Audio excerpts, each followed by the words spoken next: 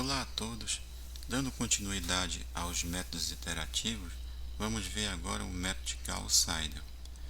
Então vamos considerar um sistema na forma explícita, ou seja, um sistema em que a equação 1 eu já tenho o x1 isolado, na equação 2 eu tenho o x2 isolado, e assim por diante até uma equação n em que o xn está explícito, está isolado. Então vamos considerar uma aproximação inicial, x sobrescrito 1, em que as variáveis vão ter valores aqui. Então no método de Gauss-Seidel, para calcular o novo x1, nós vamos substituir os valores que a gente conhece aqui, que foi fornecido nessa primeira aproximação, no lado direito da primeira equação. Então aqui nesse lado direito da primeira equação, eu vou substituir as aproximações que eu conheço, e de tal forma que eu vou obter um novo x1. Aí para calcular o x2, o novo x2, a gente usa o x1 que acabou de ser calculado. E aí no caso nós vamos ter um novo x2. Observe que aqui na equação 2, no lugar do x1, eu já coloquei o x1 atualizado aqui, que no caso é x sobrescrito 2. E assim o raciocínio vai seguindo. Por exemplo, calcular o x3, eu já vou utilizar o x1 que eu calculei antes e o x2, e vou substituir na terceira equação já o x1 e o x2, e substituo também as aproximações que eu conheço. Então o raciocínio vai seguir para calcular o x4, o x5 e assim por diante. De maneira geral,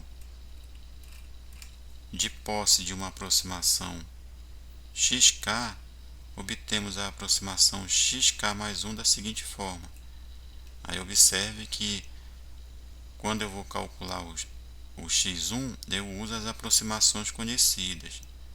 Agora, quando eu vou calcular o x2, eu uso as aproximações conhecidas, só que no caso do x1 que eu acabei de calcular, eu substituo para obter essa minha nova aproximação do x2.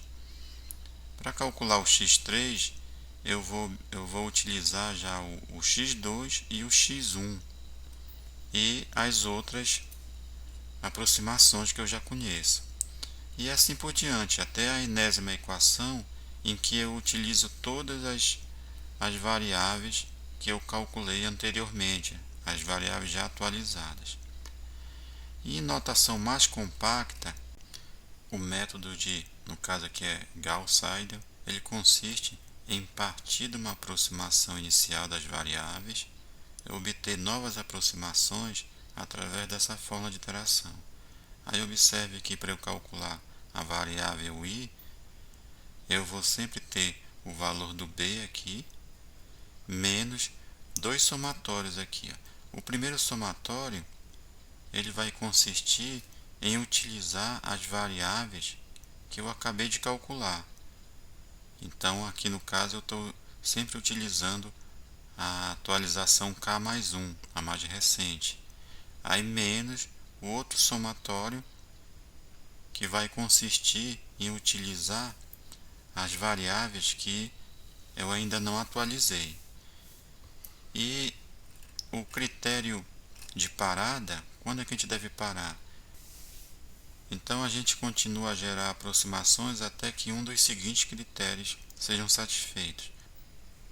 O primeiro é o máximo valor da diferença entre duas aproximações consecutivas.